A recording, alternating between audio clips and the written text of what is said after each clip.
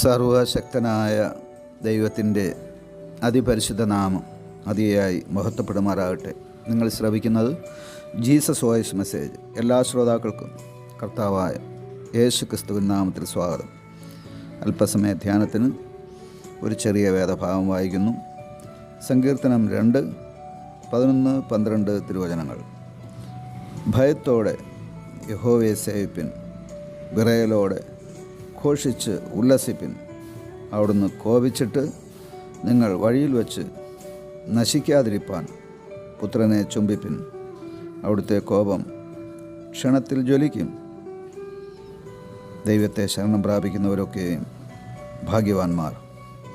കർത്താവിൽ പ്രിയരെ, നാം വായിച്ചു കേട്ട 2-ാം സങ്കീർത്തനം 11, 12 തിരുവചനങ്ങളിൽ വളരെ പ്രധാനമായ ഒരു ചിന്ത പ്രാർത്ഥനയോടെ നമുക്ക് സ്വീകരിക്കാം. ഇവിടെ നാം വായിച്ചു കേട്ട വേദഭാഗത്ത് ദൈവം കോപിച്ചിട്ട് നിങ്ങൾ വഴിയിൽ വച്ച് നശിക്കാതിരിപ്പാൻ പുത്രനെ, അഥവാ ലോകരക്ഷകനായ യേശു ക്രിസ്തുവിനെ ചുംബിപ്പിൻ, അഥവാ വിശ്വസിപ്പിൻ എന്നാണ് രേഖപ്പെടുത്തിയിരിക്കുന്നത്. ദൈവകോപം എന്തുകൊണ്ടാണ് ഉണ്ടാകുന്നത്? ഇത് ലളിതമായ ഒരു ചോദ്യമാണെങ്കിലും വളരെ ഗൗരവപൂർവമായി നാം ചിന്തിക്കേണ്ട ഒരു ചോദ്യമാണ്. ഇത് ഓരോരുത്തരും വ്യക്തിപരമായി ചോദിക്കുകയും ഉത്തരം കണ്ടെത്തുകയും ചെയ്യേണ്ട ഒരു ചോദ്യമാണ്. ദൈവകോപം മുഖാന്തരം നശിച്ചുപോയ ജനങ്ങളുടെ എണ്ണമെടുക്കാൻ കഴിയില്ല. വിശുദ്ധ വേദപുസ്തകത്തിൽ ദൈവകോപം മുഖാന്തരം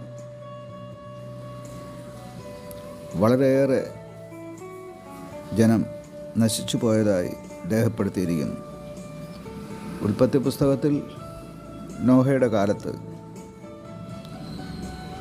ജനം തിന്നും കുടിച്ചും വിവാഹത്തിന് കൊടുത്തും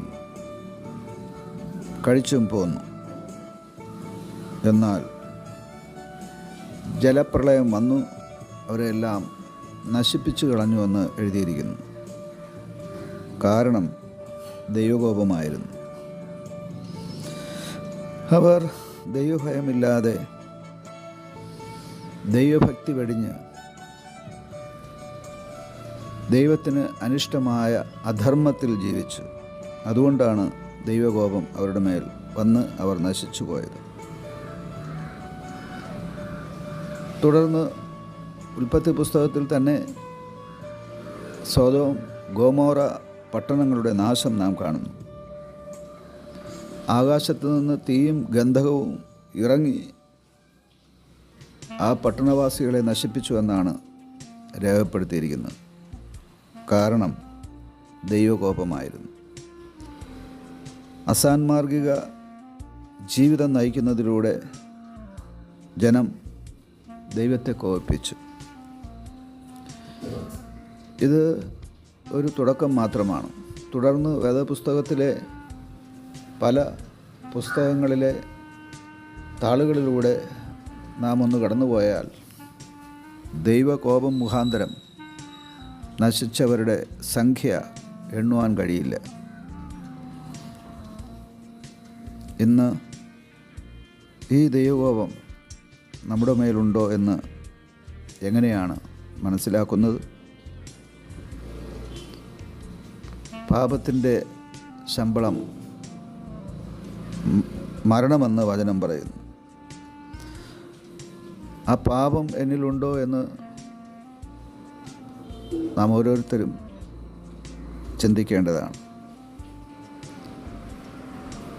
ദൈവ കൽപ്പനകളുടെ ലംഘനമാണ് പാപം, അകൃത്യമാണ് പാപം, അധർമ്മമാണ്, അന്യായമാണ്, കൈക്കൂലിയാണ്, വ്യഭിചാരമാണ്, കൊലപാതകമാണ്. ഈ പട്ടിക എത്ര വേണമെങ്കിലും നീട്ടിക്കൊണ്ടുപോകാം. ഈ പാപങ്ങളിൽ എന്തെങ്കിലും എൻ്റെ ജീവിതത്തിലുണ്ടോ എന്ന് ഓരോരുത്തരും ശോധന ചെയ്യേണ്ടതാണ്. അങ്ങനെ പാപമുണ്ടെങ്കിൽ ദൈവകോപം തീർച്ചയായും വരും. പരിഹാരം ഒന്ന് മാത്രം: ദൈവപുത്രനായ ക്രിസ്തുവിൻ്റെ രക്തത്താൽ കഴുകൽ പ്രാപിച്ച് പുതിയ സൃഷ്ടിയായി അനുതാപത്തോടെ ദൈവവചന അനുസരണമായി ജീവിക്കുവാൻ സമർപ്പിക്കുക. ആമേൻ.